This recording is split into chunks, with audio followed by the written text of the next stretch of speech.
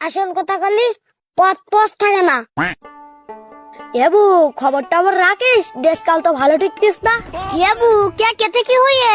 এবু এই ভোটের সময় নেতারা যেভাবে বাড়ি বাড়ি ভোট চাইতে আসতেছে, মনে হচ্ছে আমার আপন স্বামী পাশে আসতেছে। এই রে, আগের বছর ভোটের সময় শুনলাম সবদুল্লাহ সাবালের ভোট ঘরে চোর ঢুকিল, পরে আবার শুনি তা না, জুলফিকার রহমান রাত্রি ভোট চোর ঢুকিল। তাবু তোরও কি তাই হুই নাই? এই রে কামরুলের বাড়ি চালাকাস বলতে গিয়ে আবার ধরে টরে ফেললো নাকি? নেও বু তোর চুল কটা শ্রী দেয়, নেও নেও। এবু বুড়া একটু পান দে দিনি। এই সখি নাই কথা আস্তার হুস্টাল করবস, তোর জন্য আমি সকাল সকাল পান না বসে রাস নাই মই আমারে।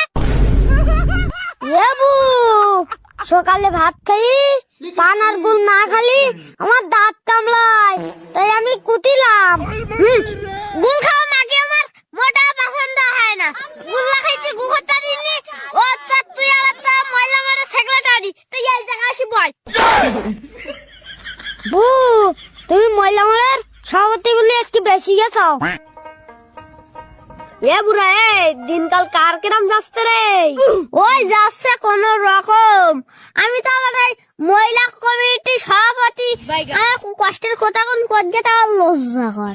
কেবু কেতে কি হলো? তুমি যে সারা জায়গায় পাশে এসে বেড়াও, তাকে তোমার স্বামী ঝাড়াইলু? এ না না না না, ওরম কিছু না, ওরম কিছু না। এখন খালে বিলে ধান চলছে আসছে তো, সেই জন্য এই তবদুল্লা বাচ্চাদের একটু মুখ কালাকালি হতেছে। সকিনা পা তুমি ঠিক বলিসাও, আমার সভাপতির স্বামী ও ছাড়াতেও পারে।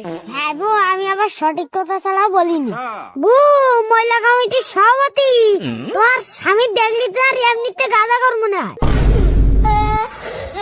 আমার স্বামী গাঁজা করতাম ফেন্সি দিন ঘর থাকুক, তা তোরা বল আর কেনা? এই তোর দুটো যদি আর বেশি মারিস, তাহলে মহিলা কমিটিতে তোর দুটো পরিষ্কার করে দেবো। এই রে আসল কথা বলি পথ পোষ থাকে না। এই রে এই মাটি